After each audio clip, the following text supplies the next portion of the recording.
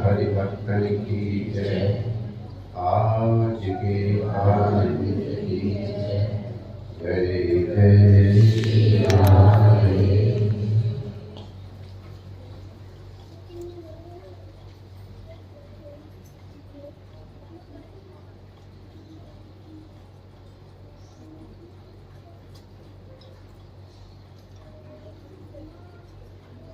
नारायण नारायण नारायण नारायण। हम लोग कई दिनों से चर्चा कर रहे थे। कल हमने निमंत्रण दिया था आप लोगों से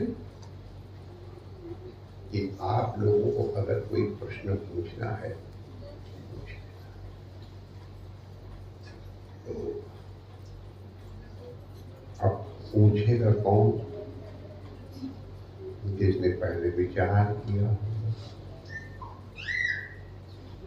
जो सुना है उसको गुना होगा।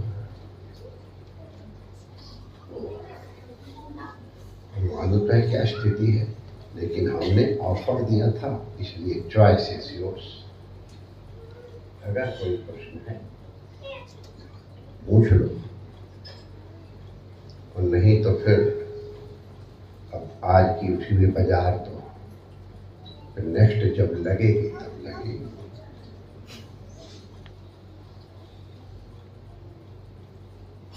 अरे पहले ही मालूम था कोई प्यारे। चलो अपनी चर्चा करते हैं, लेकिन हमने अपनी तरफ से कहते हैं गवाह रहना।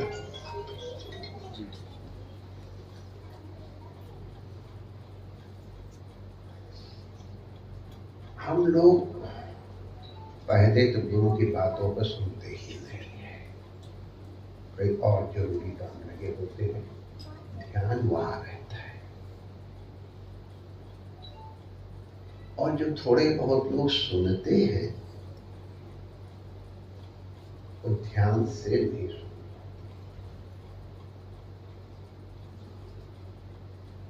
ध्यान से सुनते भी हैं तो उसके बाद गुनते नहीं है। जो भी हम उस दिन कहा था ना कि देवता और दानव और मानव तीनों ने एक अक्षर दा का उपदेश सुना था, और सुनने के बाद उन्होंने मनन किया था, गुना था, पर जब समझ में नहीं आया तो पूछा था।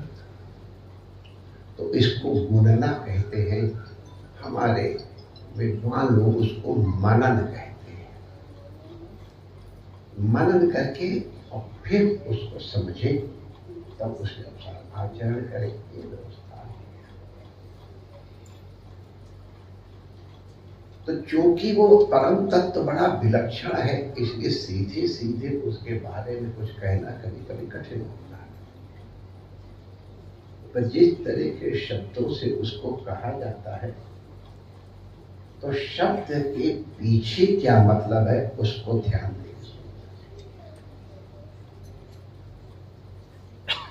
शब्द तो कहे जा रहे हैं, लेकिन उस शब्द के पीछे मतलब क्या है उसको समझना है। हमको याद है, हम लोग जब नए नए आए थे गुरु महाराज की सेवा में, तो महाराज जी ने एक कथा सुनाई थी हम लोगों को। पहले इसी तरह छोटी मोटी कथाओं से और ज्ञान दिया करते थे, अब तक चल रहा है।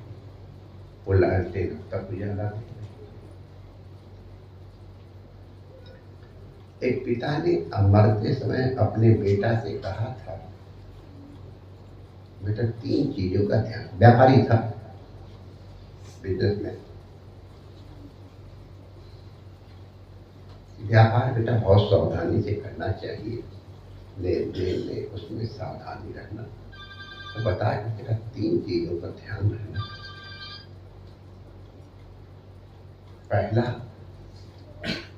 छाया छाया जाना और छाया ही छाया लौट के आना।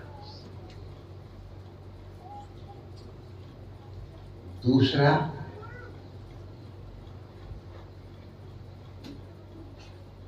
बासी कभी नहीं खाना, हरदम ताजा खाना।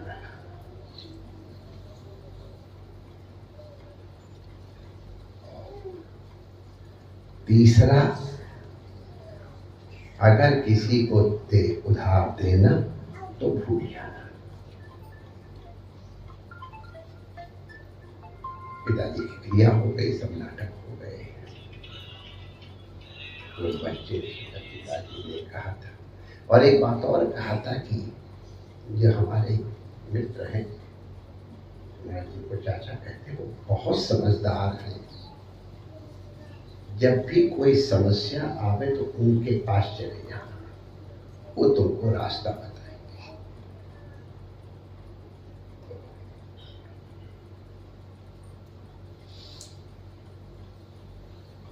पिताजी की तरह ही मैंने करके खुद जोर से खर्च करके किया। उसने आदमी बेटा था, पिताजी ने कहा था छाया ही छाया जाना और छाया ही छाया आना। तो उसने अपने घर से लेके और दुकान तक फर्स्ट क्लास छाया का इंतजाम किया।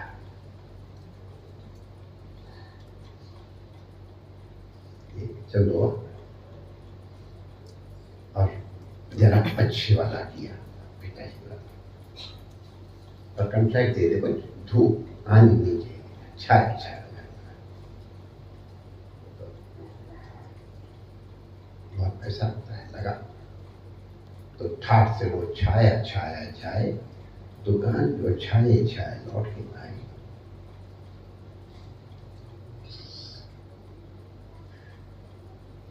घर में जो भोजन बने उसको हटवा दे। पिताजी ने कहा था बासी नहीं खाना, ताजा ताजा खाना।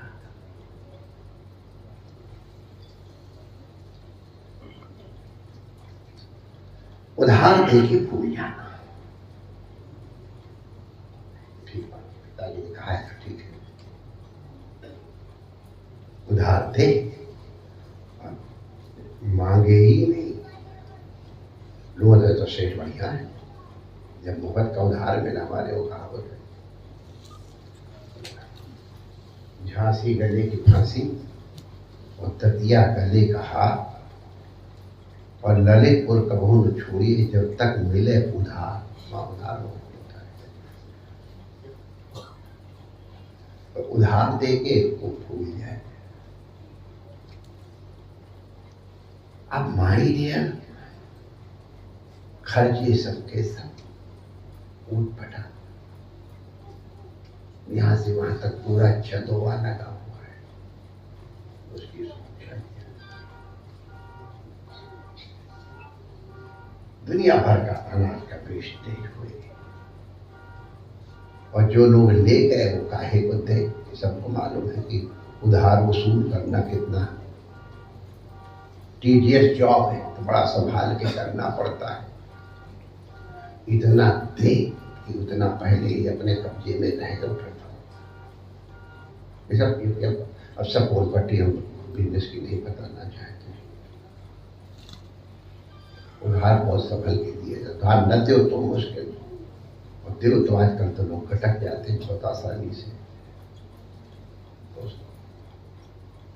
थोड़े दिन बाद राधे राधे हो गई। अब जब कठिनाई आई, तुम तो उधार मांगने वाले हो, लेकिन जिनसे तुमने लिया वो तो मांगने आएंगे ही। पिताजी की पिक्चर की बात है, जब स्थिति गड़बड़ाने लगी तो चाचा जी के पास गया, पिताजी के जो मेहनत थे। तो चाचा जी ने देखते बाजार की हवा तो लगती है, तो बोला क्या बात है बेटा?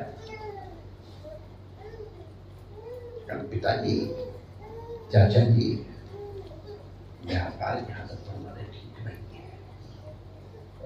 क्यों? तुम्हारे पिता ने वेल एस्टैब्लिश बिजनेस खोल के गए थे, उसके बिगड़ने का प्रश्न ही नहीं है। क्या किया तुमने? चाचा जी, हमने पिताजी की एक बात से भी इधर उधर होने की चेष्टा नहीं की। पिताजी ने कहा था छाया ही छाया जाना और छाया ही छाया जाना। मैंने बहुत बढ़िया चंदोवत अपने घर से दुकान तक लगवा दिया, बिल्कुल धूप आती ही नहीं, छाया छाया जाता हूँ, छाया छाया।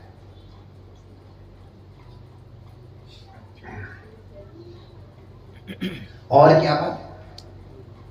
पिताजी ने कहा था बासी कभी नहीं खाना, रोज ताजा खाना। तो भले कितना वेस्टेज हो, हम बासी खाते हैं। तीसरी बात, पिताजी ने कहा उधार देके भूल जाना। मैंने उसकी बात गांठ बांध रखा, मैं कभी उधार देने के बाद मांगता ही नहीं। चाचा जी ने कहा रे बेटी के बात, तुमने पिताजी के शब्द पकड़े, उनके मतलब को नहीं पकड़ा है। यही तो कहा था उन्होंने। पिताजी ने कहा था छाया ही छाया जाना और छाया ही छाया आना। इसका मतलब है सूर्य निकलने के पहले पहले दुकान पे पहुंच जाना और दिन भर दुकान पे रहना, मटर गश्ती नहीं करना। संध्या समय जब सूर्यास्त हो जाए, जब बिजनेस को बढ़ा करके और तब लौट करके आना। दिन भर दुकान पे लगाना इधर, तो तुमने लाखों रुपए के नुकसान कर दिया भंडार में। उनको मतलब क्या कहते हो, छाया छाता लगा के कहते चले जाओ। पिताजी के मतलब तुम्हें सोचे धूप निकलने के पहले पहले दुकान पे पहुंचो और जब सूर्यास्त हो जाए, बिजनेस जय श्री कृष्ण हो जाए तो चले जाओ। दूसरी बात, पिताजी ने तुमसे कहा ताजा खाना, उसका मतलब क्या था? मूल कभी नहीं खर्च करना, मूल में कुछ कमाई करो और उस कमाई में से कुछ खाना, कुछ व्यापार को बढ़ाने में लगाना, कुछ दान करना और कुछ इमरजेंसी के लिए बचाना। जिन लोगों ने इमरजेंसी के लिए बचा के रखा था कोरोना काल में, वो लोग सक्सेसफुल रहे। ताजा खाने का मतलब है कमा करके तब खाना, मूल को कभी नहीं खर्च करना, मूल को बढ़ाने की कोशिश करना। माने कमाओ, वो ताजी कमाई हुई और तब खाओ, मूल में हाथ नहीं लगाना, मूल को बढ़ाने की कोशिश करना। पुराने पुण्यों के कारण तुमको जो मिला है उसके आश्रित नहीं रहना, नए नए पुण्य करना, ये ताजी कमाई होता है। और तीसरे, उधार दे के भूल जाने का मतलब ये नहीं था जिसको तुमने उधार दिया और समझ लो वापस आने वाला नहीं है। उधार तभी दो जब भी तुमको विश्वास हो कि इतना शौक मैं एब्जॉर्व कर पाऊंगा, इतना झटका मैं संभाल लूंगा, ये सोच करके इस लिमिट में करना। जिसको उधार दोगे वो वापस करे ना करे ये सोच लेना कि नहीं करने वाला है, इसलिए पहले ही अपना इंतजाम रखो। हमारे गुरु ने बताया था, महाराज हम लागत का 70-80% तो पहले ही ले लेते हैं, फिर तो जितना आ गया थोड़ी बात है और नहीं, मतलब पट्टी नहीं जरूरत, हमारे पास बिगड़ जाएंगे सबसे, हमारी बहुत पट्टी बताए।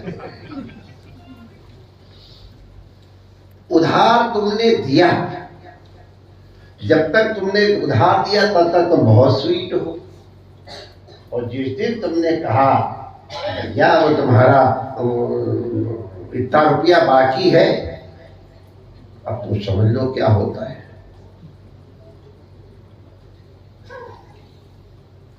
आप गई, आदर गया, नैनन गया शरीर, ये तीनों तो वही गए जब ही कहा देख।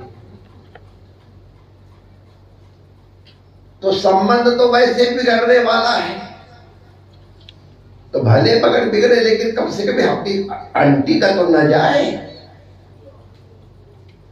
उधार देके भूल जाने का मतलब था उधार दो ही मत, अगर दो तो भूल जाओ कि वापस आने वाला है। कोशिश तो करो लेकिन बी प्रिपेयर्ड फ्रॉम इनसाइड, उधार आने वाला। और या फिर कोई युक्ति की जाती है वही वाला, कितने का दिया इतना ले लिया, ऐसा होता ना सेठ, वो दिया उधार देखिए।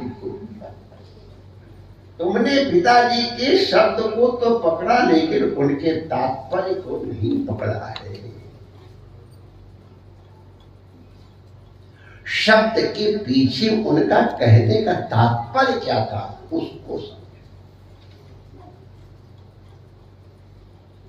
शास्त्र का तात्पर्य क्या है, गुरु के कथन का तात्पर्य क्या है, गुरु के संकेत का तात्पर्य क्या है। आप लोगों ने कल एक चने वाली बात सुनी थी, जिन्होंने ध्यान से सुनी वो चने चने में अटक गए, उनकी बात नहीं जानता हूं। गुरु जी ने चना दिया है, प्रसाद दिया है, अब जिसने उसका जितना मतलब समझा उसको, तो ये गुरु के वचन का तात्पर्य भी समझ में आए, ये तब तक नहीं होगा जब तक गुरु के प्रति परिपूर्ण श्रद्धा और समर्पण नहीं।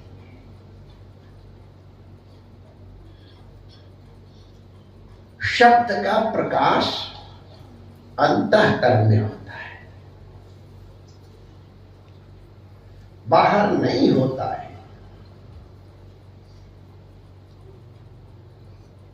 शब्द से जो हम सुनते हैं वो जो अंतःकरण उसको किस तरह समझता है वो अलग। कहने में शब्द कुछ और दिखाई पड़ता है, उसका तात्पर्य अलग होता है, कई बार अलग रहता है। आप लोग संसार में रोज रहते हो, कैसे कैसे कहा जाता है और मतलब कुछ और होता है, आप लोग सब जानते हो। और उदाहरण क्या है, तात्पर्य क्या है।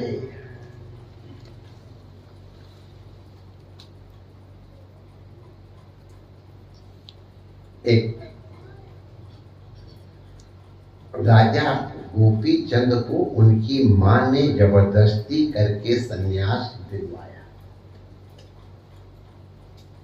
राजा गोपी चंद का बहुत वैराग्य था, बाद में बहुत बड़े सिद्ध हुए हैं, नाथों में उनका बहुत नाम है। अपने रमण तीर्थ महाराज जी ने इसको प्रकाशित भी करवाया था, उस काव्य को अंतिम समय हमने देखा। तो राजा गोपीचंद अपनी मां के बहुत श्रद्धालु थे, गुरु की तरह श्रद्धा। तो जब वो संन्यास लेने लगे तो माँ ने कहा बेटा आज तुम जा रहे हो संन्यास लेकर के, तो 3 चीजों का ध्यान रखना। माता जी आज्ञा करो, आप जो आज्ञा तो उसका पालन करने की कोशिश करो। तो माता ने कहा बेटा खीर मालपुआ खाना। राजा गोपीचंद सोचने लग गए, मैं बाबा जी बन के जा रहा हूं, कोई रोटी देगा और कोई गाली देगा, कभी कभी धक्का भी मिल सकता है। अरे रोटी मिल जाए वही बहुत है, खीर मालपुआ कौन देगा? और मैं मांगूंगा कैसे? खीर मालपुआ मैं यही खा लूं। माता जी में मुझे लगे खीर मालपुआ मतलब क्या है। दूसरा उन्होंने कहा बेटा मखमल के गद्दे पे सोना।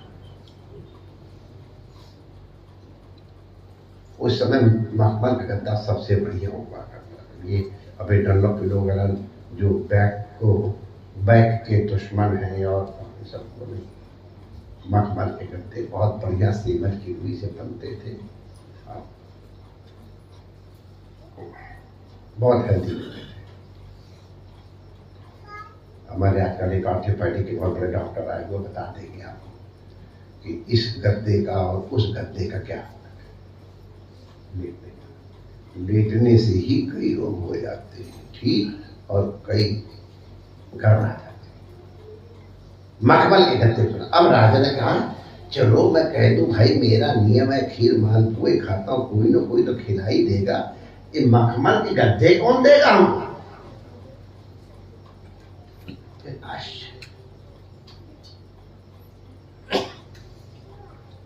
ये ऐतिहासिक घटना है। राजा गोपीचंद के राजस्थान में थे राजा को, तो और थोड़ा सा गड़बड़ा है।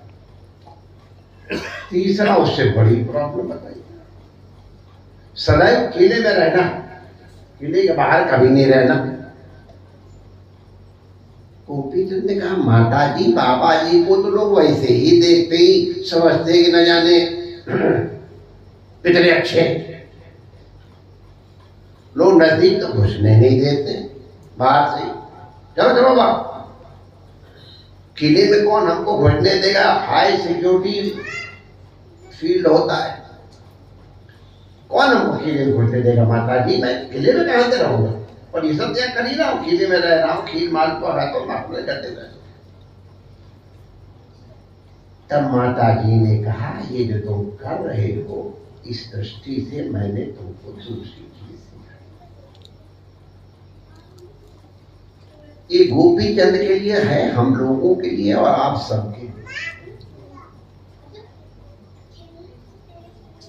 माता जी ने जब पहली बात कही कि खीर मालपुआ खाना, क्योंकि उधर खीर मालपुआ खूब बढ़िया चलता है। पंजाब में अपने कह देंगे कि कड़ा प्रसाद छकना खीर के साथ, बंगाल में मतलब एकदम रिच एंड टेस्टी भोजन करना। उसका तात्पर्य बेटा ये है, अब आप लोगों को तो अनुभव हुआ होगा कि नहीं, हमको बहुत कुछ डाउट है, हमारा अनुभव है इसलिए बता रहा हूं। माता जी ने कहा बेटा तुम घर से निकल रहे हो,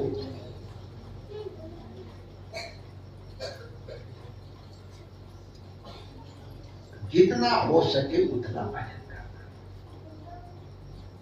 भजन करते करते थक जाओ तो पाठ में लग जाना। जब पाठ करने से भी थक जाओ तो सेवा करने लगना। सेवा करते करते जब ऐसा हो तो फिर जब करने लग जाना। ये सब करते करते जब तुम थक के चूर हो जाओगे, तुम कंकड़ पत्थर के ऊपर भी पड़ जाओगे तो मखमल के गद्दे जैसी नींद आएगी।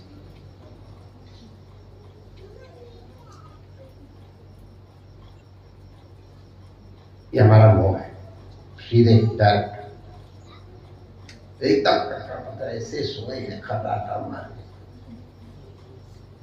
और दूसरा भी अनुभव बताइए, तुम लाओ लगे हाथों। अब हमको हर तरह के घरों में जाना पड़ता है। बहुत दिन पहले की बात है, जाता नहीं वापस,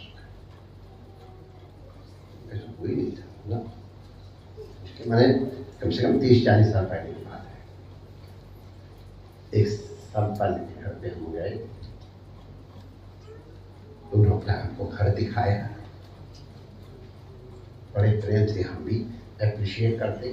घर गए, देखा बहू ने बड़े अच्छे तरीके से रखा हुआ है, तो एप्रिशिएट के बाद हुआ है। पूछा उन सेठ जी के यहाँ गए, बड़ा बढ़िया घर था। हम घर की बड़ाई आर्किटेक्चर के बाद नहीं बता रहे, उनके बेडरूम में गए, तो हर जगह जाते, तो उनका बेडरूम कांच की दीवारों का था, सब जगह शीशे लगे थे। तो जिधर देखता हूं उधर मैं हूं, तू ही तू नहीं, हर जगह मैं उसे पकड़ी नहीं लगा करता हूं। तो मैंने उसे पूछा, माई जी ने दीवार में कांच क्यों लगाई? समझ महाराज जी आपका समझ के लिए आए, तो हमारा टॉपिक नहीं था। हमारी एक बात है, कहते आपका सब्जेक्ट नहीं, मैं एकदम बिल्कुल दोबारा पूछते ही ये आप नहीं समझ पाएंगे। अच्छा आप नहीं समझते, छोड़ो ये भी। तो उस शीशों के बारे में हमने जिज्ञासा बंद कर दी। तो उनका बेड देखने लग गए। क्या बताऊं, मैंने जिंदगी में पहली बार कुएं का जैसा गोल गोल बेड देखा। उसके पहले हमने राउंड बेड देखा ही नहीं था, एकदम राउंड स्क्वायर देखे थे हमने, मंजे देखे थे। तो उनसे मैंने पूछा, ये राउंड बेड का क्या मतलब है? तो फिर उन्होंने कहा,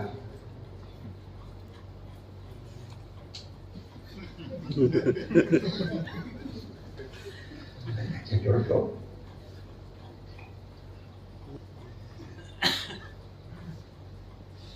उसकी लकड़ी की विशेषता तो मैं आप बता सकता हूँ, ऐसी बढ़िया लकड़ी थी, मक्खन के जैसे गोल, कुछ इस तरह का रंग था उसका। हमारा और शास्त्री जी का रंग मिक्स कर दो तो इसको मैंने कहा कि बड़ी शानदार लकड़ी है, ये वाली लकड़ी है। तो कहते बहुत महंगी है। मैं जोर से अप्रिशिएट किया, जब अप्रिशिएट करता हूँ तो खुले दिल से अप्रिशिएट करता हूँ। तो बढ़िया साड़ी पहन के आया, खूब जोर से अप्रिशिएट करता हूँ।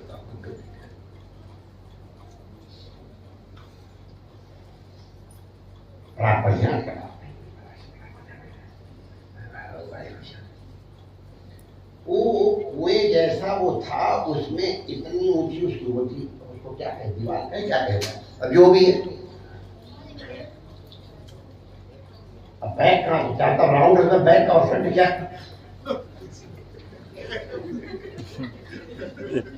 बिना जानकार आदमी। मैंने राउंड में बैक वाला भी देखा है, इसलिए राउंड में बैक हो ही नहीं सकता, दीवार के साथ लगा दी कि कहीं लगाओ। ले हमको समझते हैं बैक पड़ी हुई।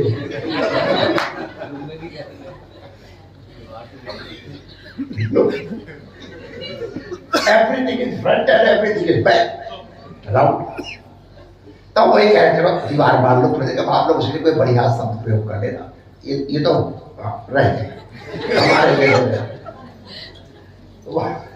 उसने बिल्कुल पैडेड था कि कहीं ऐसे करो तो कहीं चोट नहीं लगेगी।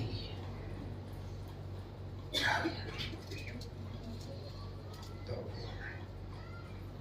मैंने छू के देखना चाहा गद्दा कैसा है, क्योंकि उस समय तक हम ऑर्थोपेडिक डॉक्टरों के हो गए थे राम राम।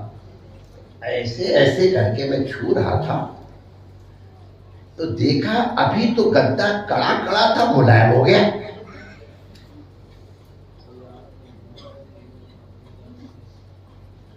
और मैं इस चक्कर में था, अभी तो बिस्तर कड़ा था, मुलायम कहां से हो गया। और फिर मैंने देखा खड़ा हो गया, तो मैंने कहा बिस्तर यार एक ही तरह हो गया तो बड़ा होगा, मुलायम होगा। अब ऐसा कहीं लिखा हुआ है कि कभी कोई चीज ना आवे, कोई पूछे तो बेवकूफ की तरह चुप रहना अच्छा है, बने पर बोल के प्रूव कर देना।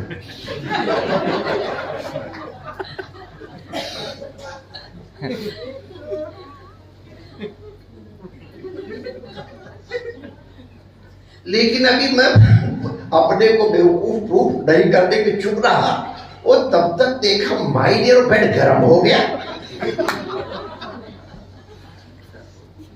ये कौन सा छूमंतर यार है, तो हमको भी नहीं वेद मंत्र आता है इतना बड़ा। फिर मैं अब वो मुस्कुरा रहे थे दूर से देख देख करके, दादाजी। थोड़ा सा ठंडा हो गया। उस वक्त हमने कुर्सी पे नहीं बैठे, जो हमको कुर्सी आपको दी है कि हॉट हो जाती है, कोल्ड हो जाती है, वो हमने कहा उस समय देखी थी एम्बेसडर, तो शायद याद नहीं है। ठंडा पे गर्म। मैंने कहा कि देखो एक चीज है, अगर जिज्ञासा नहीं करोगे तो ज्ञान की प्राप्ति नहीं। जिज्ञासा वही करेगा जिसको अज्ञान है, ज्ञानी को जिज्ञासा करेगा नहीं। तो मैंने कहा मैं अपने को अज्ञानी मान लेगा कि यार मालूम तो करो यार ये बिस्तर गर्म ठंडा कैसे हो, फिर ठंडा फिर गर्म हार्ड। फिर मैंने पूछा ये भी, तो नहीं महाराज यार तुम बहुत इंटेलिजेंट है, बिस्तर गर्म होता है, ठंडा होता है, हार्ड होता है, ठंड होता है। तो मैंने कहा भैया शिष्यस्ते हम शादिमान त्वाम प्रपन्नम, कृपा करके हमको बता बिस्तर गर्म कैसे हो जाता है, ठंडा है, हार्ड कैसे होता है। हमारे वाटर सिस्टम है, प्रेशर से हमने वाटर भर दिया तो हार्ड हो गया। जैसे साइकिल में अगर जोर से भर दो तो टायर बहुत बड़ा हो जाता है, थोड़ा हल्का कर दो, रेत वगैरह में चलना हो तो जरा, और पानी को गर्म कर दिया तो बिस्तर गर्म, पानी पूरी चला दिया ठंडा। ये मैंने कहा कमाल है, समझ से। और अप्रिशिएट दिल से करते, कभी नकली अप्रिशिएट करते ही नहीं, बहुत जोर से अप्रिशिएट किया। फिर उस समय तक मोबाइल फोन नहीं चालू हुए थे, तो उनके उस तमाशे में दुनिया भर के फोन फैले हुए थे। हमारे पूरे वर्ल्ड से ध्यान रखना पड़ता है, सबके लिए बहुत जोर से अप्रिशिएट किया। उस समय तक छोटे वाले भी टेलीविजन नहीं आए थे, उनके पास थे, संपन्न आए। टेलीविजन की मैंने विशेषता बताई, बहुत खुश हो गए। हम अप्रिशिएट करें, मन से अप्रिशिएट कर रहे थे। वो जब से चेक कर रहे थे तो वहां एक इतनी बड़ी शीशी रखी थी, हम तो जानते थे क्या। मैंने उसे शीशी काट ली है, महाराज ये नींद की गोली है, 2 गोली खाता हूं तब नींद आती है। मैंने कहा आग लगे तेरे इस बिस्तर में। अब यार ऐसा बढ़िया बिस्तर और नींद के 2 गोली, उससे सजा पे वो चटाई पे सोता हूँ, नींद सवेरे बकरा के जगाना पड़ता है।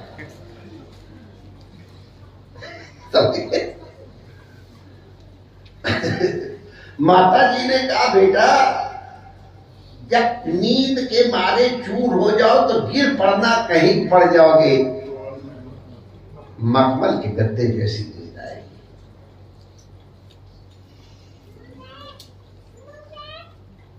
कई दिन की सूखी रोटी भी हमने खा के पानी पिया। भूख में टेस्ट है माय डियर, पेट भरा हो और कोयला के हिमसागर भी दे, ये महाराज की क्या भूमिका है।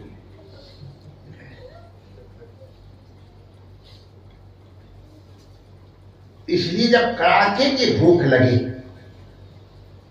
तब जो मिल जाएगा बेटा वही अमृत लगेगा। सेवा करते करते थक जाओगे, कहीं पड़ जाओगे, मखमल करता। माता जब केले की बात किया है, उन्होंने कहा बेटा कभी भी 4 संतों के बीच में रहना केला है, साधु का संग केला में सुरक्षित। कभी कुछ भटकन की अवस्था आएगी तो कम से कम उनके रहते संभल जाओ, साधु तुमको संभाल लेंगे। 10 बजने जा रहा, वरना मैं एक आध संतों की अपनी बीती हुई घटना बताया। अगर सत्संग में न होता तो मैं आज तुम्हारे सामने बैठा। आज सवेरे प्रवचन में हम लोगों ने सत्संग की महिमा के बारे में चर्चा।